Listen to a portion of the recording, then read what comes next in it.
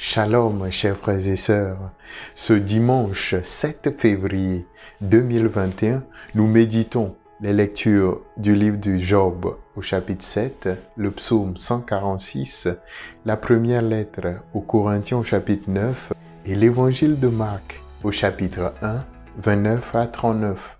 La voix du Seigneur aujourd'hui, une réflexion proposée par le jésuite Jean Améglé. Le thème de notre méditation est « Relève une femme aujourd'hui ».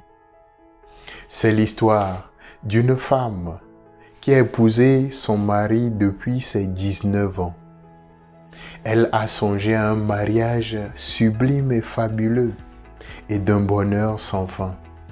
Cependant, durant ces 10 ans de mariage, quand elle exprimait ses pensées et ses désirs, son mari répondait avec violence et coups. Elle ne pouvait point revenir tard de son travail, ni rencontrer ses propres amis. Son mari qui buvait et se saoulait, les soirs la battait.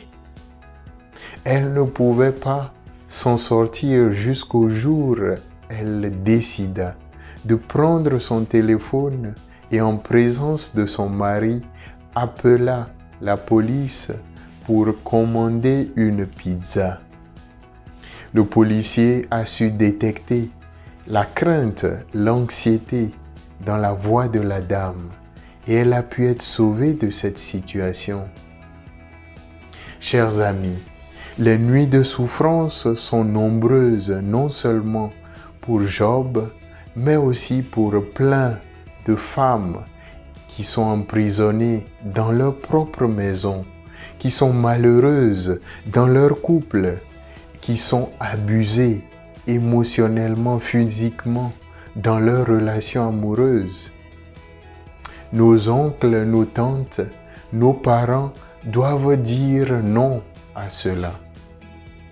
Il a suffi qu'un policier éveillé comprenne que la dame ne veut point commander de la pizza, mais commander sa liberté. Le Seigneur guérit les blessures, dit le refrain du psaume 146. Cependant, nous ne devons être en aucun cas les personnes qui remuent le couteau dans la plaie ou dans les blessures des autres. Certaines blessures intérieures et extérieures sont difficiles à exprimer, à partager aux autres. Seule notre proximité et notre écoute peuvent aider ceux et celles qui sont dans l'extrême nuit d'espérer la levée du jour.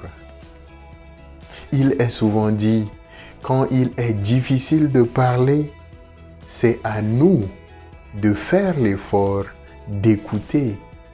Au pape François d'ajouter, toute violence faite à la femme est une profanation de Dieu qui est née d'une femme. Soit le bras qui relève une femme aujourd'hui, soit l'oreille qui écoute une femme aujourd'hui, soit les yeux qui donnent espoir à une femme aujourd'hui, soit la bouche qui défend une femme aujourd'hui et soit le cœur qui compatit et aide une femme aujourd'hui. N'oublions jamais les paroles du sage africain. Si les femmes baissaient leurs bras, le monde s'écroulerait. Bon dimanche et bonne réflexion à tous et à toutes.